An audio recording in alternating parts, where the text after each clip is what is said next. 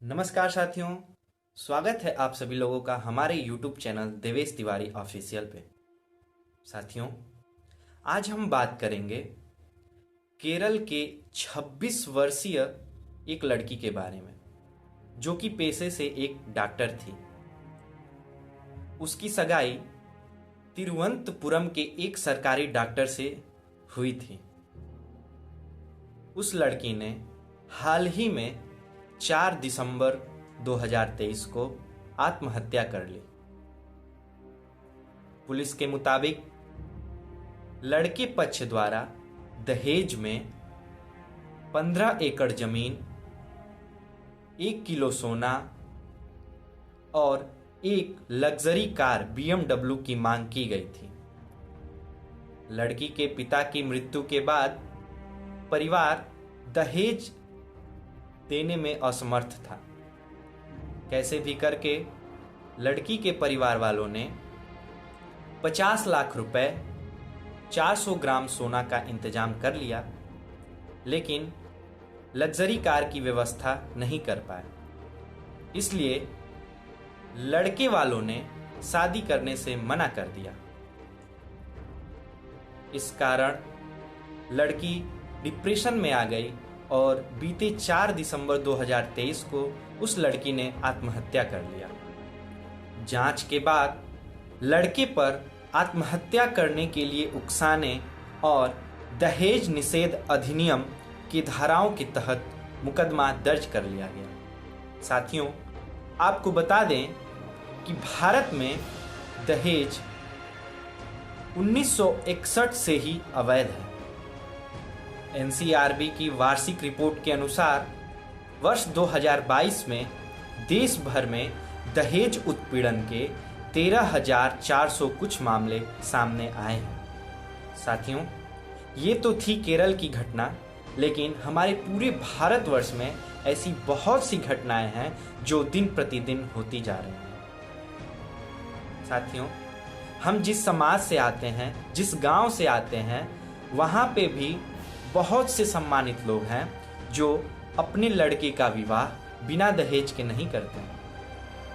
अगर आप उनसे पूछें कि आप दहेज लेकर अपने लड़के का विवाह क्यों कर रहे हैं, तो उनका उत्तर यह होता है कि हम अपने लड़के को इतना पढ़ाए हैं, इतना पैसा खर्च हुआ है, और ऊपर से ये शादी में कितना गहना बनवाना होता है लड़की के लिए। अगर हम दहेज नहीं लेंगे तो ये सब हम कहाँ से कर पाएंगे। साथियों, मैं उनसे पूछना चाहता हूं कि क्या वो उस लड़की के पिता से ही पैसा लेकर ये सब व्यवस्था कर सकते हैं? क्या उनके पास इतना धन नहीं है जो इतना सब खर्चा बिना लड़की के पिता से लिए कर सकते हैं? और भी बहुत बहुत उदाहरण देने लगते हैं कि इसलिए हम दहेज लेते हैं। और भी बहुत सारे लोग मिलते हैं, उनसे आप पूछें कि आप दहेज क्यों लेते हैं, तो उनका यह कहना होता है कि हम इसलिए दहेज लेते हैं क्योंकि अगर दहेज नहीं लेंगे तो लोग कहेंगे कि लड़के में कोई कमी रही होगी, इसीलिए अपने लड़के का वो दहेज नहीं ले रहे हैं। और साथियों, एक बात मैं और बता दूं कि दहेज को बढ़ावा देने में कहीं कहीं अमीर लोगों का भी हाथ है। वह इस प्रकार से कि अगर आप कहीं अपनी लड़की का विवाह करने के लिए जाते हैं तो वह लड़का के पिता या परिवार के जो भी व्यक्ति होते हैं वह यह कहते हैं कि आप दहेज कितना देंगे, तो लड़की के पिता बोलते हैं हम तो इतना ही दे सकते हैं, हमारा सामर्थ्य इतना ही है। तभी लड़के के पिता कहते हैं कि अरे आपसे पहले तो एक लोग आए थे, वो इससे और ज़्यादा दे रहे थे। यहाँ पे आप एक बात ध्यान दीजिए कि जो मध्यम वर्गीय परिवार के लोग हैं, जहाँ जाते हैं वहाँ पे उनको एक बात का सामना करना ही पड़ता है। वह यह कि उनको सुनने को मिलता है कि आपसे पहले एक लोग आए थे, वह आपसे बहुत ज़्यादा पैसा दे रहे थे, दहेज दे रहे थे, तो अगर आप भी उतना दे सकते हैं तो बताइए हम आपके यहाँ अपने लड़के का विवाह करने के लिए तैयार है। साथियों, बहुत सारी ऐसी मानसिकताएं हैं जो कि हमारे समाज में हैं।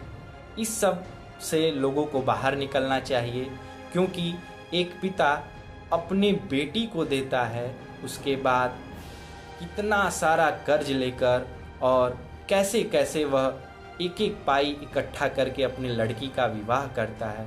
यह बात हर एक को सोचना चाहिए, और यह वह व्यक्ति बहुत अच्छे तरीके से समझ सकता है जिसके पास खुद की लड़कियां हों। अगर कोई पिता के पास अगर 2-3 लड़कियां हैं शादी करने के लिए, तो वह यह बात को बहुत ही बखूबी समझ सकता है कि दहेज कितना ही एक भयंकर बीमारी है, जो कि दिन प्रतिदिन हमारे समाज में बहुत तेजी से अपना पैर पसार रही है।